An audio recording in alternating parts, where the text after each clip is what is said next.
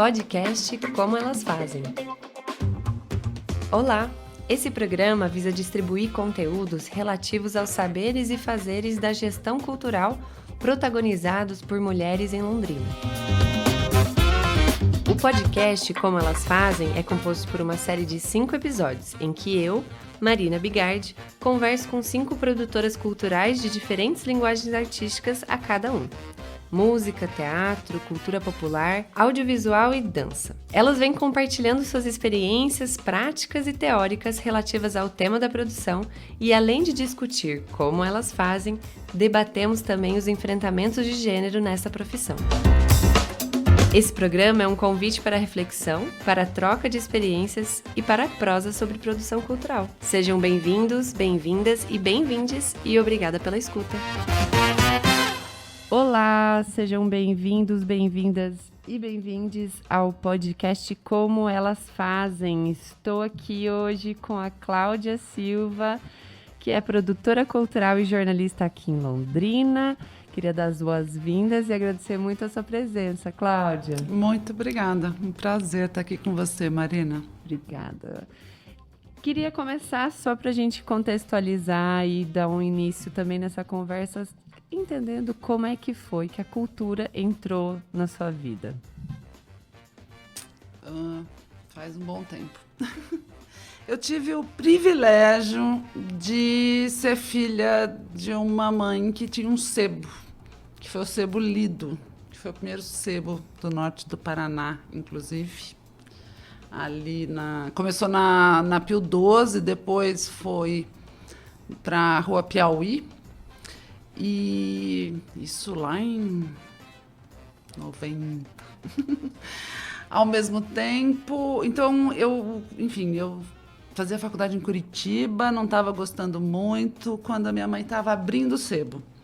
E eu querendo mudar de faculdade, não sabendo muito o que fazer, a minha mãe falou, tá bom, mas enquanto você resolve o que fazer, você vem trabalhar. E aí eu comecei a trabalhar com ela no sebo. E era o começo do sebo. E foi uma experiência ótima. E meio que naturalmente eu fui assumindo a gente fazia eventos nos finais de semana. Já tinha contadores de histórias, inclusive. Sueli Bortolin agora me vem. Teve uma época que a gente tinha um sebo que tinha junto uma livraria infantil, junto com a Sueli. E mais a Bate-Banca também. Enfim. Ali eu começo a fazer os eventos, ainda de um jeito mais caseiro, uma coisa menorzinha. Mas, ao mesmo tempo, eu entrei no Proteu, que é o grupo de teatro ligado à universidade, que, dirigido pela Nitz Jacon, e que é o grupo que organiza o Filo. Então, era meio automático, a gente começava a trabalhar... quem era do grupo automaticamente ia trabalhar no Filo. Então, ali eu aprendi essa coisa um pouco mais... num outro patamar, né? Porque daí a gente aprendeu uma produção maior e depois, mais tarde... No começo, não. No começo era uma produção mais braçal, assim. A gente começava fazendo aquelas... Não sei se... Acho que vai ter gente ouvindo que vai lembrar. Já era uma gincana, quase. Conseguir todos os materiais que a gente precisava. Era uma festa. E depois, com o tempo, amadurecendo e tudo mais, foi lá também que eu tive contato, já numa outra época, depois com o Luiz, não mais com a Nitz, que eu aprendi a participar de editais, conselho de cultura, uma série de outras coisas, enfim, que acabaram. E ali comecei a aprender a fazer projetos. E aí, juntando um pouco as duas coisas, eu comecei a fazer vários projetos para a biblioteca pública. Eu fiz vários projetos de incentivo à leitura. Teve um que durou, acho que uns 5 anos, chamava O Recado dos Livros. Foi muito interessante. Eu experimentei muitos formatos ali. Isso foi bem legal. Eu acho que foi uma experiência muito boa e que eu acho que amadurecimento acabou me levando ao ECO, que hoje é o principal projeto que eu faço, né? Que é o Encontro de Contadores de Histórias de Londrina. Tudo isso levou ao Eco, né? Que construção linda! E conta, assim, como é que foi o pontapé para criar realmente. Eu acho que vem de todas essas experiências e inspirações, mas em que momento você disse, bom, vamos fazer um encontro, um festival? Londrina precisa disso. Aos pouquinhos a coisa foi crescendo, eu acho. Como eu disse, eu estava fazendo muitos projetos de incentivo à leitura. Chegou uma época que eu fui percebendo que o trabalho foi indo para uma coisa, como dizer, que era quase, foi ficando elitista, no sentido de que era muito bom para quem já era leitor, para um aprofundamento dessa qualidade da leitura. E eu vi que eu estava me perdendo um pouco em termos de conquistar o primeiro leitor lá, assim, trazer quem não tem. Eu gosto muito dessa coisa, assim, de quem não tem o acesso à cultura, de oferecer isso, de trazer para esse mundo. E ali estava se perdendo, eu tinha um pouco essa avaliação. Ao mesmo tempo, na época, o diretor da biblioteca era o Rovilson José, que atualmente é professor da universidade. Ele tinha começado, antes ainda, na prefeitura, na Secretaria de Educação, um projeto que chama Palavras Andantes, que eu não sei se vocês já ouviram falar. É um projeto que trabalha com contação de histórias, dentre outras atividades. Era um projeto maior esse. No sentido de eles trabalharam, inclusive, com a arquitetura das bibliotecas escolares, de ter móveis do tamanhos apropriados, além de livros, o acesso ao livro era muito facilitado, e tinham professores que tinham uma formação continuada para trabalhar histórias e ter um papel ali na biblioteca das escolas municipais. Dá um pouco de saudade falar disso tudo, porque esse projeto, que é muito bem sucedido, já ganhou prêmio Viva a Leitura, etc., está sendo desmontado na atual administração. Isso é bem grave. Mas, enfim, voltando, depois a gente pode falar disso, mas voltando um pouco, conversando com o Rovilson, ele, como atuando na biblioteca, aliás, a biblioteca atualmente está fazendo 70 anos. Eu lembro que eu fiz um evento lá que era 60 anos da biblioteca. O Rovilson era, ou seja, 10 anos atrás. O Rovilson era o diretor. E, enfim, em muitas conversas, ele com a Regina Reis estavam tentando, eles que começaram a ideia e articulando, fazer algo assim. Muito voltado, diria. Não, muito não, vai. Mas assim, acabou que ele acabou tendo um outro caráter quando eu assumo. Eles estavam, como o Rovilson vinha dessa área da educação, tinha um pouco mais essa pegada, mais para a educação. E nas conversas e aquelas dificuldades, eles estavam tentando executar enquanto Secretaria de Cultura. E você sabe que é difícil, e Londrina, para o bem e para o mal, acabou muito vai para a Promic, né? Assim, boa parte da verba chega via Promic, a secretaria não tinha, e dificuldades. Enfim, eles estavam tentando, não estava funcionando muito. E nas nossas conversas surgiram a possibilidade. Daí eu já tinha essa experiência de filo, já tinha. Acabou que para mim foi uma junção muito legal, porque acaba que assim, a experiência do teatro super importante, ao mesmo tempo a questão um pouco mais da educação e dessa questão da leitura também bem legal, né? Assim, e aí que eu fui me aprofundar de verdade nessa linguagem, e daí foi aquela coisa, assim, você fala, nossa, parece que era a busca de tudo isso que eu fui fazendo ao longo da vida, se juntou ali numa coisa, eu falei, nossa. E acho que isso se confirmou, e cada vez me encanto mais com essa linguagem. Já fizemos 10 edições e sinto que temos muito a aprender, é muito legal. E a força dela é muito grande. Depois, quanto mais a gente faz, mais eu me convenço que precisa mesmo estar em todos os lugares, precisa aumentar, ter sempre. Projeto lindíssimo e importantíssimo para a cidade. Obrigada, que lindo. Bom. Um dos intuitos dessa conversa é também entender o que faz uma produtora cultural e instigar, de repente, a vontade dividir esses aprendizados com outras pessoas que têm interesse em entrar nesse mercado. Conta pra gente o que você faz nesses projetos, aí você pode falar do Eco, você pode também falar de outras experiências, mas o que faz uma produtora? Quais são suas responsabilidades e funções? Tá bom. Nossa. São muitas responsabilidades e funções. É o tipo de trabalho que a gente faz bastante, que a gente meio que faz tudo, sabe aquele... Não tudo, temos uma equipe ótima, por favor, não sou só eu, não conseguiria jamais. Mas a gente trabalha em várias funções, é isso que eu quero dizer, né? De limpar o teatro a dar entrevista.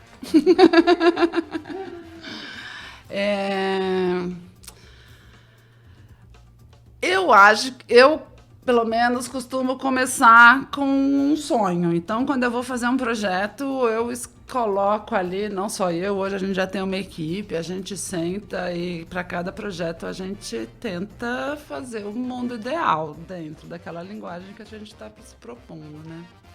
Então, sonhos mesmo, desde nomes do mundo inteiro, os cursos do mundo inteiro, de tudo que a gente gostaria de fazer, tudo que a gente acha que é importante, enfim, trazer para a cidade.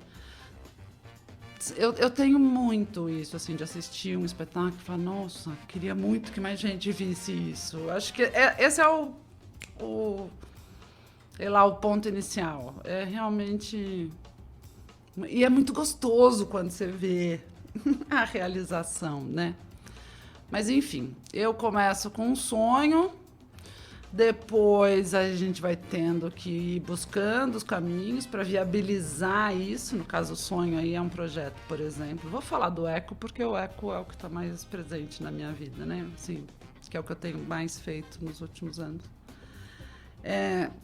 Então, a gente começa lá na frente, começando em escrever o projeto, né? Isso, claro, nós estamos falando de um tipo de produção cultural que é a que eu faço mais. E faço outros eventos também, tá?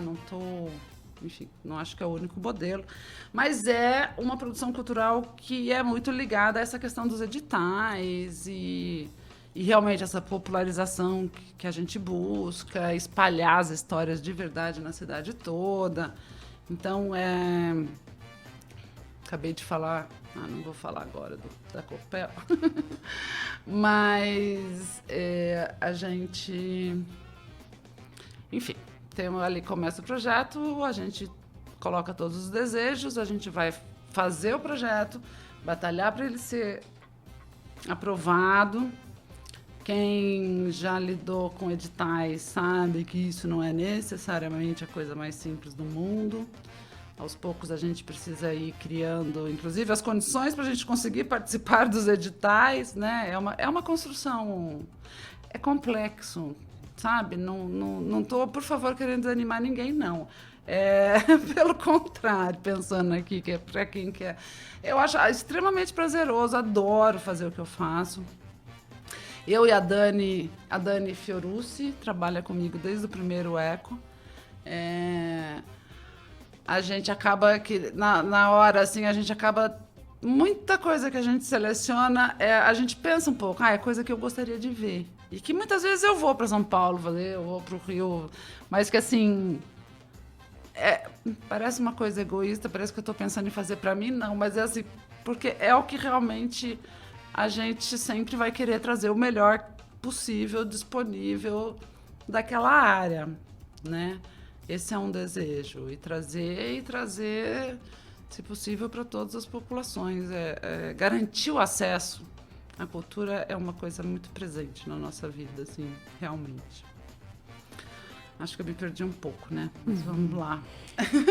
Mas sim, que eu acho que, particularmente, trabalhar com projetos de financiamento público exige um esforço gigantesco para essa etapa de elaboração, de acompanhamento do edital, que nem sempre é uma coisa garantida. Sim. E que nem sempre consegue ser contabilizada e remunerada para esse momento de... Sim. até chegar na aprovação. Então, é realmente Sim. um esforço gigantesco. Sim, acaba que dá um risco, né? A gente envolve, é trabalhoso participar disso tudo. E é isso, às vezes é aprovado, às vezes não. A gente vive aí nesses solavancos. Tanto que você, desde o início, falou produtora cultural e jornalista, né? A minha formação é de jornalista. Trabalhei já, não muito, mas, ao mesmo tempo, trabalho como jornalista, em especial, eventualmente. Hoje, o que eu mais faço na área é assessoria de imprensa para projetos culturais também. Isso, não vou negar, é uma forma de complementar a renda e já segurou muito a onda ao longo desses anos aí. Que eu pude para poder me dedicar à produção. Com o tempo, hoje, eu muito mais produtora e cada vez menos jornalista. Eu espero continuar nesse crescendo. Mas, enfim, tem altos e baixos, né? Com certeza. Eu acho que, de alguma outra forma também, trabalhar com projetos de financiamento privado, existe também um esforço de tempo e de recursos, né? Que também Sim. não contabilizado para fazer reunião e buscar patrocinador e captar dinheiro. É enorme, é difícil. É enorme também, né? Mas, se tratando do ECO, que é um evento que vem com esse financiamento público há muitos anos, você chega na elaboração do projeto e ele, há muito tempo, é muito bem sucedido, aprovado. Você também faz a parte de curadoria e toda a gestão de equipe, de contratação, de marcar com todos os artistas e grupos e companhias. Como é que funciona? Sim. A princípio éramos eu, a Dani e o Fernando Góes, que atualmente mora em Santa Catarina. Já faz uns anos que ele deixou a gente, mas enfim. Hoje já temos outras pessoas na equipe. Tudo é fundamental dar uma boa equipe, tá? Por isso que eu estou pensando aqui na equipe, porque realmente a questão é grande. Atualmente a gente tem, eu e a Dani, fazemos a curadoria. Nós duas, a Dani tem um papel importante de coordenação com as escolas. A gente vai muito para as escolas. A gente tem sempre, a gente fazia oficinas para o Palavras Andantes, que é esse projeto que eu te falei da Secretaria de Educação. Isso a gente está sentindo bem agora. Foram 10 edições em Londrina e 10 edições nós fizemos a parceria com eles. E isso era bem importante porque a gente tinha em torno de 130, 140, 150 professores em oficinas assim o dia inteiro. Era muito bonito, Marina. E era uma coisa que garantia a multiplicação disso. Porque a gente sabia que cada um daqueles professores estariam nas salas de aulas, estariam nas bibliotecas das escolas municipais. Então, era uma garantia de que isso se espalhava, de que isso chegava né, para muita gente. Estamos em conversação para ver como vamos fazer. Eles estão com algumas coisas de vídeos. Com todo respeito, a gente fez as histórias em vídeo, mas não funciona, né? Querer achar que vai substituir esse interesse que as histórias despertam, querer achar que a gente vai substituir com vídeo, não vai, né? Tem tudo a ver com olho no olho, tem tudo a ver com... A gente fez evento online 2020, teve muita coisa positiva mesmo. Por exemplo, como eu estava te falando, a gente trouxe um artista africano que foi genial, porque a gente trabalha com essa questão da oralidade, lá eles têm a tradição oral, então foi super enriquecedor. A gente teve, como também tem os contadores de histórias, acaba que viram um universo que a gente acaba conhecendo muita gente, né? A gente teve gente do Brasil inteiro fazendo as oficinas. Isso foi bem interessante também e enriquecedor, né? Você pensar na questão oral, você ter gente do Brasil, teve gente de fora, inclusive. Tinha uma menina do Canadá, tinha uma menina da Alemanha, você fala, nossa.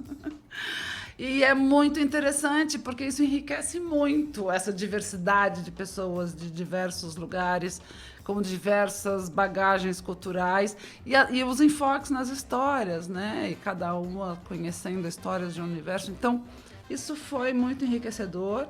Isso eu estou dizendo assim que tem muitas coisas vantajosas não, mas enfim, algumas coisas que foram muito bem sucedidas, eu diria nisso, mas não a história em si, não a fruição, o momento de fruição, que é também uma parte importante para a gente no festival, claro. Nisso a gente perde, né? Isso aí não dá para dizer que na tela.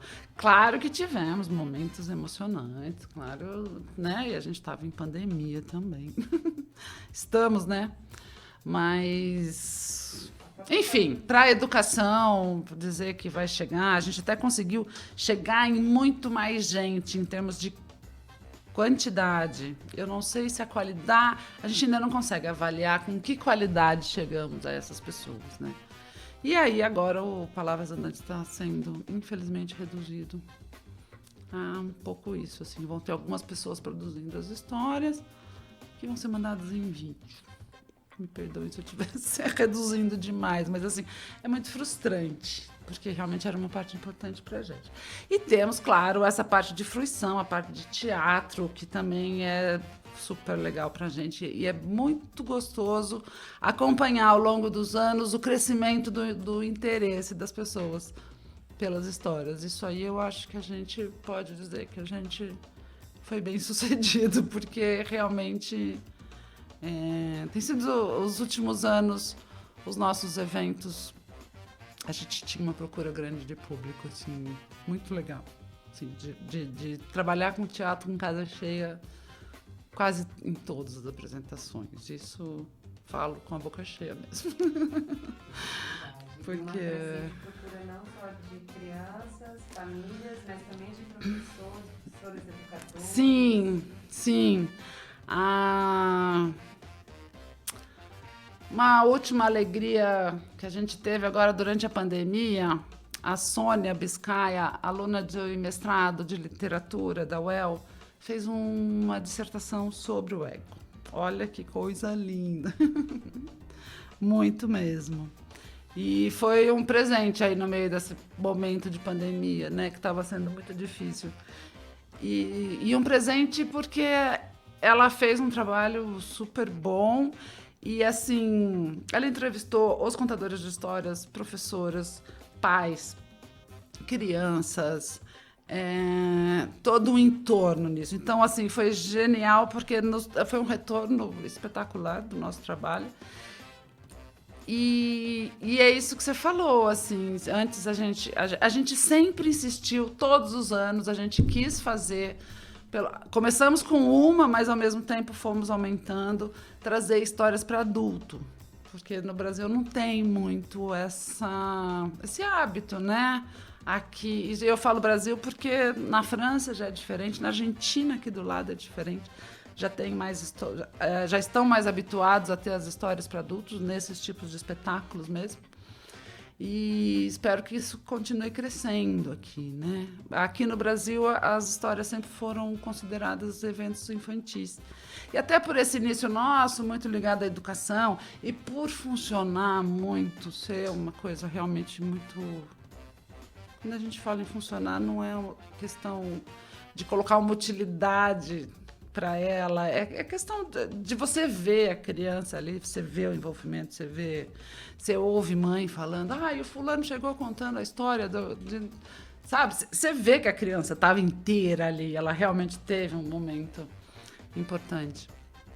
Então, essa dissertação da Sônia foi genial, porque a gente conseguiu ter um retorno, assim, e tem depoimentos de adultos que, ouvindo história, resolveu recuperar a sua própria história, está fazendo um levantamento, está escrevendo a sua história. Isso era um desejo que a gente tinha desde o início, das pessoas entenderem a importância de conhecer a sua própria história, de contar as histórias, inclusive a valorização desse contador de história, não exatamente artístico, não necessariamente está no palco, mas do vô, da avó, a mãe, do pai. Uma coisa que a gente adora fazer é fazer eventos em praça e que vem a família toda, que vem a avó, vem a mãe, vem a criança.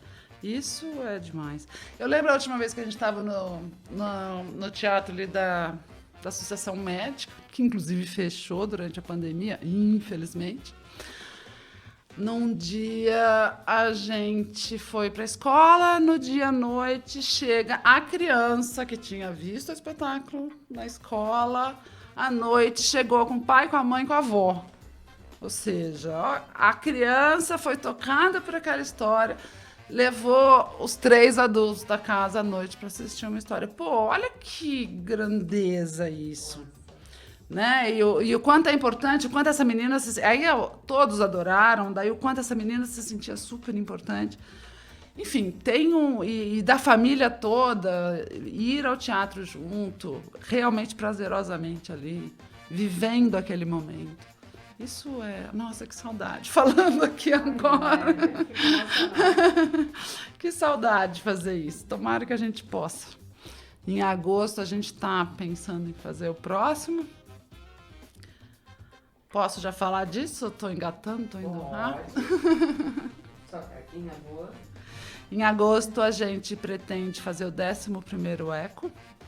Ontem a gente teve a confirmação do patrocínio. Viva! E a gente está nessa agora de começar a pensar o que fazer, o que não fazer. E, nossa, que vontade de fazer o evento ao vivo. Nossa, como estamos torcendo. A gente está pensando, claro, estratégias, porque a gente não sabe como vai estar até lá. Como eu disse, algumas coisas funcionaram muito bem no online, então a gente até vai manter algumas coisas, né? Eu diria que vai ser um evento híbrido. Então, por exemplo, algumas oficinas a gente quer fazer online. E enfim, o que nós temos pensado muito é fazer muitos eventos em praças. Por isso a gente quer fazer em agosto, inclusive, que é uma época que não chove, ou pelo menos chove pouco. Que a gente está achando que é uma estratégia aí, não vamos estar em lugar fechado, é lugar aberto. A gente gosta muito, a gente sempre foi muito para as praças. Acho super importante essa ocupação do espaço público com os eventos culturais, com as pessoas, enfim, né, se apropriando da cidade. Então, a gente vai intensificar isso. A gente está pensando em fazer muita escola e muita praça. Claro, sempre mantendo. E praças perto das escolas, para trazer as crianças ali. Claro, mantendo um certo distanciamento, mantendo máscaras e tudo mais, né? Vamos ter que ir. E acompanhando como é que vamos estar até lá, né? Espero que seja possível. E eu acho que fazer num espaço aberto é um convite aberto para quem não souber que o evento está acontecendo, passa ali. Fica. Também. E o lindo de participar de alguma coisa na rua é que a pessoa ela tem a liberdade de estar ali, no aqui e agora, o quanto ela quiser, fazendo como ela quiser, né? Então tem essa abertura. Me conta também, Cláudia, como foi ser articuladora do MARL, que é o Movimento de Artistas de Rua de Londrina, que foi um trabalho como produtora, articuladora, mas um pouco também jornalista. Como é que foi isso? Que foi bem no início também desse movimento. Foi. Eu tenho muito a agradecer ao MARL. Acho, assim, foi muito enriquecedora todas as experiências que eu tive com eles. Comecei a participar lá atrás, muito antes de pensar. Acho que a gente já pensava, mas da ocupação, né, ali do espaço, que hoje é o Canto do Mar, hoje é uma vila cultural. A gente começou lá atrás, eram alguns grupos, Agipaus, Exército Contra Nada, Teatro de Garagem, uma turma bem boa aí. A gente começou a fazer eventos. Na verdade, eles começaram e acabaram me chamando. E eu fazia, na época, a produção de alguns grupos. fazia do Exército Contra Nada, a gente tinha alguns projetos de circulação pela cidade. E essa coisa da ocupação da cidade que eu estava falando aí dentro do Eco é uma coisa que eu gosto muito e já vem, e acho que ter trabalhado com eles reforçou essa posição para mim. Então a gente começou a fazer eventos por aí, a gente tinha por aí, a gente fazia bastante coisa, tinha umas ocupações. Eu lembro que no Vista Bela, no Avelino Vieira, lembro da gente indo para Lerroville. Isso antes ainda do mar mais constituído, né? A gente, enfim, foi, eu acho que um embrião. E a gente foi se juntando e foi percebendo, né, a força de estar junto. Acho que a gente sabe, né? Mas, assim, essa coisa coletiva. Aliás, essa é uma dica também importantíssima, eu acho, já que a ideia é para quem está a fim de trabalhar nessa área, é uma coisa de um trabalho colaborativo, né? Das dificuldades e tudo mais, eu acho que é quase impossível fazer sem trabalhar colaborativamente com as pessoas, com instituições, com grupos, porque, enfim, das dificuldades e daí, assim, é uma das soluções, né, para a gente conseguir dar conta. Enfim, começou lá atrás, havia um desejo, eles quase todos participavam da Rede Brasileira de Teatro de Rua. Eu acho que foi um momento importante quando a gente se articulou e organizou um encontro da RBTR aqui em Londrina. Estou tentando lembrar o ano, eu acho que é 2014, 2015, por aí, não sei. A gente pode recuperar isso depois. Mas isso anterior ainda à ocupação que acabou gerando. E foi uma bela de uma escola para mim. Eu diria que foi muito importante no sentido de vivenciar de verdade na prática uma experiência de trocas de modo absolutamente horizontal, com todas as alegrias e dificuldades que isso traz. Não vou dizer que é fácil, mas é aquela coisa desde nos debates e nas tomadas de decisões, tinha toda uma coisa, tinha que haver, de uma certa forma, um convencimento, não era uma coisa, não se votava, não era, geralmente a gente trabalha com maioria, né? E lá não, era debate, até que a gente chegava no... Então, assim, eu aprendi muito ali. Aí a gente organizou um evento, foi numa chácara lá no Limoeiro. Foi bem interessante, veio gente do Brasil inteiro. Foram vários dias de debates, oficinas. Enfim, foi muito enriquecedor aquilo. E tudo isso, inclusive já houve ali uma primeira conversa com a secretaria, que acabou depois vindo na ocupação mesmo do Canto do Mar, do imóvel ali na Duque de Caxias. E não sei, era uma moçada, eu acho que eu já era um pouco mais velha, tinha um pouco mais de experiência, eu acho que isso contava, ajudava bastante para eles, era importante. Ao mesmo tempo, é isso, absolutamente enriquecedor para mim também. Então, daí depois, aí atuei também para a gente criar a AMAR, que é a Associação do Movimento, que era... Aí é isso que eu vou falando das necessidades que vão surgindo quando, por exemplo, pensava assim, transformar o espaço em uma vila cultural, então você precisa ter uma associação para fazer. Aí voltamos naquela questão de aí como é que faz, vamos fazer o projeto, e o que a gente precisa para fazer o projeto. E diria... Sou muito orgulhosa de ter participado disso tudo. Inclusive, teve logo no começo, aí a gente juntou, né? O Eco entrou, a gente tinha acabado de ser feita a ocupação, ainda estava... A prefeitura já tinha acenado positivamente ali para fazer a cessão do espaço, mas ainda era tudo muito irregular, ainda tudo, né, incerto. E foi um momento que eu acho que foi muito importante o Eco ter se posicionado. E a gente se posicionou mesmo, era trazer criança, trazer escola, dar uma credibilidade na coisa e Então, assim, tinha, claro, uma preocupação grande, porque a gente tinha que fazer muito bem feito, a gente sabia que a gente estava, né, enfim, arriscando no sentido, se expondo, talvez. Mas tenho muito orgulho disso. Hoje eu vejo o Feirão, por exemplo, da Resistência, acho o máximo, acho aquele espaço um espaço de diversidade. Ele acabou ganhando uma conotação, ele hoje é mais do que a gente pensava, do que podia virar. E eu acho super importante, acho um dos espaços mais importantes de Londrina no momento. E, nossa, desse momento aí, com tudo isso que a gente está vivendo, né, em termos de Brasil, é um alívio ter um espaço desse em Londrina, é um espaço de respiro mesmo. Né, acho o máximo o Feirão da Resistência, por exemplo, juntando cultura, pessoal do MST, comida orgânica. Eu realmente acho aquilo lá excepcional. Cláudia, esse programa também exalta as mulheres incríveis que temos na produção cultural londrinense, você sendo uma delas, e temos tantas outras. Queria perguntar para você quais são os desafios de ser mulher dentro desse mercado, dentro dessa área de atuação da cultura.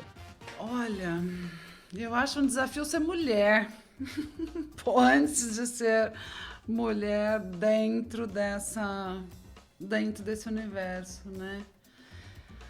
Agora, mais especificamente dentro do universo, eu diria que eu acho que hoje talvez eu não sofra tanto com isso. A gente tem muitas, assim, na equipe somos muitas mulheres. No universo de narração de histórias, há muitas mulheres, há uma predominância de mulheres. Então eu acho que eu sofro menos, ou pelo menos não tenho grandes queixas relacionadas a isso. E tive, né, eu não sei, tá me vindo aqui agora, Nitz Jacon, que foi onde muito eu aprendi, uma mulher fortíssima. Também no Proteu era um universo de mulheres trabalhando. Como eu disse, eu tive a minha mãe ali, né, como livreira, também uma mulher forte. Enfim, eu venho aí de um universo de mulheres fortes e acho que isso de alguma forma me ajudou aí nesse... E seguiram caminhando juntas, né? Sim, isso sim. É muito bom. Eu acho que a gente exerce ali. Estava até pensando e lembrando aqui agora, tem uma produtora que faz um festival lindo que chama Candeia, em Belo Horizonte, Minas. E ela até deu um nome que ela chama de uma produção afetiva. E eu acho que isso acontece muito nos encontros de narradores de histórias mesmo. Realmente são artistas costuma ser muito fácil lidar com essas pessoas. E a gente tem ali no Eco também esse cuidado de uma coisa afetiva. Eu acho que as histórias têm muito a ver, né, com afeto. Eu acho que não dá pra gente... A gente busca essa delicadeza nas relações, no trato com as pessoas. Então, eu acho que mais do que um desafio, hoje eu acho que a gente está conseguindo, olha que bonito isso, agora que eu tô... A gente está conseguindo colocar em prática muito do lado positivo da coisa feminina, eu diria. Posso pensar mais, Marina, mas eu acho que sim. Sabe, uma delicadeza, um trato muito... As coisas acabam acontecendo muito mais fácil. E a gente realmente tem esse cuidado, a gente realmente procura fazer com que seja mais leve possível pra gente, inclusive, né? Porque é isso, eu acho que o grande desafio é ser mulher nesse mundo de hoje, nesse Brasil, desse momento, então, pior ainda. Então, acho que... E aí eu acho que a gente tenta muito trabalhar, eu particularmente trabalho muito nisso, naquela questão que, ao contrário, a gente sempre ouviu muito aquela coisa de uma competitividade entre as mulheres, uma coisa de... E eu busco o contrário, assim, faz muito tempo que eu até já falei aqui, acho que impossível fazer o que a gente faz sem contar com a colaboração de muitas pessoas. Então, eu acho que a gente tem que investir nessa coisa positiva aí de ser mulher. Acho que a gente está conseguindo. Sem dúvida. O caminho é para frente. Tem que ser, né? E fica também uma reflexão de que eu acho que isso é maravilhoso, contar com esse seu relato, dá uma esperança. Que bom. E eu acho que a gente está tratando também de uma linguagem que é a contação de história, o universo do teatro, o universo do brincar, que talvez já haja algum tipo de avanço e algum tipo de sensibilização, Sim. Talvez uma articulação Sim. maior de pensamentos progressivos do que outras linguagens. Talvez no Sim. cinema, ou nas artes visuais, ou áreas mais técnicas da cultura. Né? Assim, talvez haja essa diferença, ainda que positiva, e isso é muito bom, e que consigamos seguir esse exemplo. Acho que você, Sim, enquanto também essa mulher de potência, que toma uma posição de liderança em muitos trabalhos, já tem esse hábito de se cercar de outras mulheres fortes.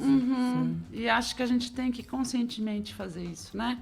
Essa questão de ir valorizando o trabalho da outra, de ir trazendo mesmo, né? A gente sabe, infelizmente, as mulheres ainda sofrem aí com, enfim, mercado de trabalho, uma série de coisas, eu acho importante.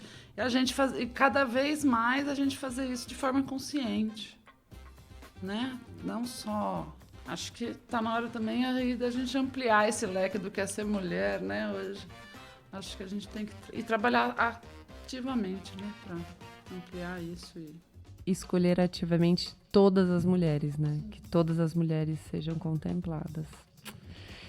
Maravilhoso. E estamos chegando quase ao final.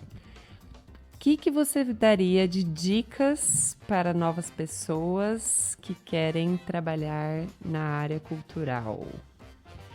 Talvez ensinamentos ou buscas de cursos. Isso é bem amplo, bem subjetivo. O que você indicaria? Para quem quer começar, eu diria, muito importante, não só para quem quer começar, né? Acho que até hoje a gente faz, enfim, para quem participa disso. Estou até abrindo aqui para ver se eu... A primeira coisa, eu diria que participar da maior quantidade e qualidade possível de eventos culturais. E acho importantíssimo não só para a gente adquirir repertório, da gente ver os outros fazendo, a gente... É isso, eu vi as pessoas fazendo filo, você vai ficando atento, você aprende. E acho importante o máximo de linguagens mesmo que seja não exatamente na linguagem que você quer trabalhar, mas... E até porque, cada vez mais, eu acho que o mundo não é tão separadinho assim, né? Não é você que faz cinema, eu que trabalho com isso, tá tudo muito ligado. Então, eu acho assim, primeira questão é realmente assistir, participar, ler, conhecer o que está sendo produzido no Brasil e no mundo, se possível. Uma outra dica que eu acho que foi importante no meu crescimento foi conhecer o sistema de cultura nacional, estadual, municipal. Em todas as esferas você precisa ter esse conhecimento, entender como as coisas funcionam, até para você conseguir essa questão dos editais. Eu aqui em Londrina, conferências de cultura, participei muito, já tive em 2 gestões do Conselho de Cultura. Isso tudo acho que foi muito importante para a gente amadurecer e entender o nosso papel ali, ter essa visão do todo, né? Porque não é nada, uma coisa está absolutamente ligada à outra. Eu acho isso bem importante também. E, por último, mas não menos importante, eu acho que essa questão de aprender a trabalhar colaborativamente. Aprender a fazer esses... hoje só é possível fazer um evento como o ECO, por exemplo. Nossa, a gente faz parceria com a biblioteca, com a universidade, com o SESI, com o SESC, e colaborativamente em termos de pessoas mesmo, atuando ali na parceria. E eu acho isso fundamental, assim, nesse aspecto. A gente volta lá no mar, era muito importante para construir esse tipo de coisa, atuar colaborativamente. Então, hoje, as vilas culturais... Hoje, por exemplo, nosso material está na Alma, tá, não sei, impossível. A gente faz parceria com o Instituto Cidadania, com o Casa da Vila, enfim. É uma construção e isso é muito legal e é muito importante. E a valorização de todos esses trabalhos, né, de todas dessas pessoas que atuam, né, de tudo isso acho que é por aí. E estudar, né? Uma vez definida a área que você quer atuar, eu acho que é bem importante também. Aí sim, um aprofundamento mais na área, né? E isso eu acho que é para a vida. Eu, quanto mais estudo, a questão da narração das histórias cada vez aumenta absurdamente. Aquela história de quanto mais você sabe que pouco sabe ou que nada sabe. Isso é muito real, né? E isso se reflete, obviamente, na qualidade do trabalho que a gente faz. Maravilhoso. Agora, para te conhecer também um pouco mais do lado pessoal, ela sugere, quero saber, Cláudia, sugira um livro. Eu atualmente estou numa busca, até na questão das histórias indígenas. E então, estou lendo tudo do Ailton Krenak, estou lendo Davi Copenau, que é A Queda do Céu, do Krenak, A Vida Não é Útil. Eu tenho lido e acho que a gente precisa começar a ouvir essas pessoas. Nós, humanidade, está mais do que na hora de ouvir o que esses indígenas, o que esses povos originários têm a nos dizer. Sinceramente, assim, eu acho que talvez seja das únicas possibilidades da gente sobreviver. Não estou dizendo, obviamente, de eu e você. Dizer, obviamente, não, porque a gente não sabe. Cada dia estamos aí com mais questões climáticas acontecendo, né? Mas eu realmente... E mesmo no evento, a gente realmente está ouvindo, a gente realmente está buscando as histórias indígenas. Eles têm toda uma forma de pensamento diferente da nossa, absolutamente enriquecedor e encantador. As histórias são espetaculares. Enfim, é toda uma concepção de mundo que eu realmente acho que a gente precisa. Precisamos. Lindas recomendações. Ela sugere uma série. Eu ando... Teve uma época que eu tava super viciada em todas as séries policiais. Eu adoro séries policiais e coisas.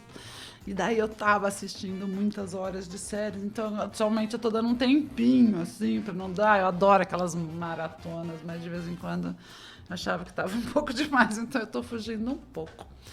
Mas... tem várias aí nos últimos tempos que eu assisti. Desde Casa de Papel, me encantei muito. Tem uma bonitinha, eu tentando fugir das policiais e das violências. Eu assisti aquela que é Anne with E. Eu acho a coisa mais linda do mundo. Tem um pouco a ver com esse universo das histórias. Achei bem bonitinho. Lindo. Ela sugere um filme. Eu vou voltar na questão indígena. Desculpa se eu estiver sendo repetitiva, mas... Recentemente eu assisti e me encantei muito com A Última Floresta. Inclusive está disponível no Netflix, não percam. Que é já um ponto de vista, é o Davi Copenau também, que, enfim, falando um pouco Gente, me entristece muito o que está acontecendo na Amazônia no momento, assim, de tudo de ruim que está acontecendo no Brasil. Isso para mim me deixa assim em pânico, realmente. Então volto para eles. Acho que realmente a gente tem que. E o filme é lindo, o filme é maravilhoso. Tá aí disponível no Netflix, bem fácil. Assistam, lindíssimo e importantíssimo. E, por fim, ela sugere um álbum musical, um disco. Nossa, daí eu vou de novo, então. Vou ficar repetitiva já. Mas recente... Chai, do Milton Nascimento. É antigo, mas aproveitem aí, recuperem. Tem também no Spotify. Que é do Milton Nascimento, mas foi feito com a participação de diversos povos indígenas. Isso faz tempo já, esse é antigo, tá? Não é novidade, mas eu ouvi muito recentemente, fazendo um curso, eu estou estudando um pouco essa questão indígena mesmo, e enfim. E daí eu ouvi uma pessoa, que é a Ângela Papiani, que já teve no ECO, inclusive, que eu pretendo trazê-la, inclusive, novamente. E ela estava fazendo um curso com ela e ela falando muito, inclusive, de como foram feitas aquelas gravações. Ela é uma grande... Ela faz muito essa mediação aí do universo dos brancos, que eles chamam de o povo das mercadorias. Olha só. É nisso que eu acho que a gente precisa mudar, né? Olha só que feio, inclusive ser chamado de povo da mercadoria. Mas, enfim, a Ângela falava muito disso, e daí eu fui, e meu pai era muito fã do Milton Nascimento, então eu ouvi muito esse álbum lá atrás, mas nunca tinha ouvido de verdade, com a grandeza, com os ouvidos abertos para a riqueza absurda desse álbum, e merece muito ser ouvido. Amei as recomendações e amei conversar com você, conhecer mais da sua história, das suas experiências. Cláudia, muito, muito obrigada. Que bom, Marina. Gostei muito também. Parabéns pela iniciativa. Obrigada. Quero saber também, por favor, como te acompanhar, como acompanhar seu trabalho, se você tem um Instagram, um LinkedIn, alguma coisa para quem quiser acompanhar o ECO, enfim, todas as suas produções. No Facebook tem eu chamo Cláudia Silva, então você vai encontrar várias lá. Mas identifica, acho que até pelo ECO ajuda. O ECO também tem página. E o ECO também tem site agora, que é ECO. Lembrando que ECO é ECOH de histórias. eco.art com T mudo, .br. Ali dá para conhecer, inclusive, um pouco mais da nossa história. Em eterno desenvolvimento, né? Você sabe que essas coisas vão... A hora que a gente acha que está terminando, mas enfim. Tem também no Instagram, também do ECO, que é eco.pr. A gente pôs Paraná, porque a gente começou a fazer a circulação, a gente estava indo aí para o Paraná. E é isso. LinkedIn eu não faço parte mais desse universo. Pronto. Por favor, desculpa, não quis ofender ninguém, é só porque, enfim, desse universo, é um universo profissional que não... Com a fotinha com a mão cruzada. Olhando para o céu. Cláudia, muito obrigada de novo, foi um grande prazer. Obrigada, e por hoje é isso, muito obrigada por ter escutado até aqui e tchau, tchau. Eu sou Marina Bigardi e você ouviu o podcast Como Elas Fazem. Esse programa é patrocinado pela Secretaria Municipal de Cultura de Londrina através do Promic e tem o apoio da Produtora do Leste.